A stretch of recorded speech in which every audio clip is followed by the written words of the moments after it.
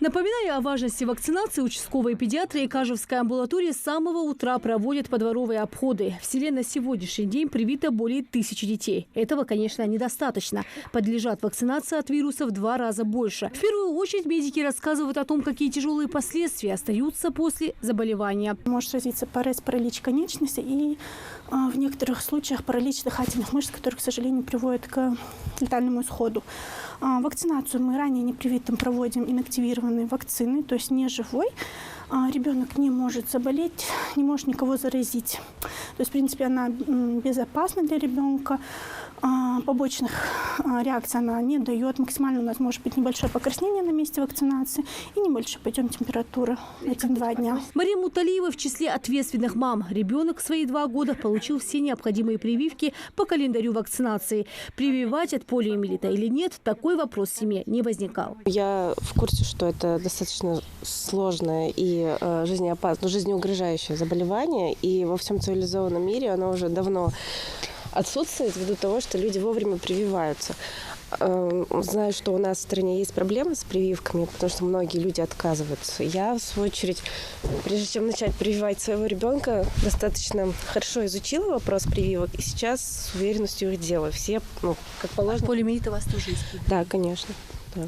А почему вы сделали? Вы боитесь последствий? Потому что я считаю, что риск от самой болезни намного превышает риск от самой прививки. Поэтому для меня выбор был очевиден. Если некоторые родители готовы к общению, до других тяжелее в прямом смысле этого слова достучаться. Медики говорят, родители больше доверяют лжеврачам из интернета, а не квалифицированным работникам медучреждения. Именно вакцинация спасла человечество от самых страшных заболеваний. К сожалению, многие нам не открывают дверь. Это уже 10-й двор. Чтобы не допустить распространения вируса, необходимо привить 98% детского населения. Особенно опасна инфекция детям до 5 лет. Больше всего медики боятся полиомиелита из-за того, что вирус неизлечим. А из числа парализованных после заболевания в 10% наступает паралич дыхательных мышц. Полиомиелит от других детских инфекций отличается своей высокой контагиозностью, то есть заразностью и осложнениями. В первую очередь вирус поражает нервную систему и во многих случаях приводит к полной или частичной инвалидности. Поэтому так важно прививать детей. 3-й тур иммунизации в регионе был просто необходим. Специалисты говорят, вирус острого вялого паралича еще остается в сточных водах. Ситуация напряженная. Во многом именно такие подворовые беседы помогли переубедить даже самых уверенных отказников. Рассматривают вопрос вакцинации, обсуждают дома.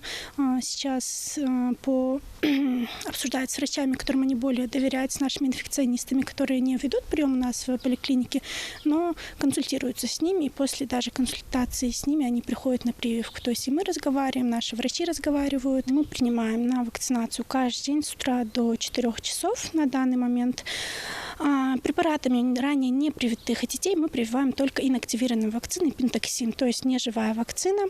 Ранее привитых детей по нацкалендарю, которые уже проходят по оральной вакцине, то есть капельки идут.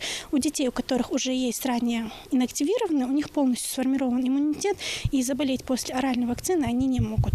Подворовые беседы врачи планируют проводить и дальше. Важно, чтобы каждый родитель осознал, что несет личную ответственность за будущее не только своего ребенка, но и в целом всех детей в регионе. Лина Сычоева, Сулейман Костоев, Новости 24.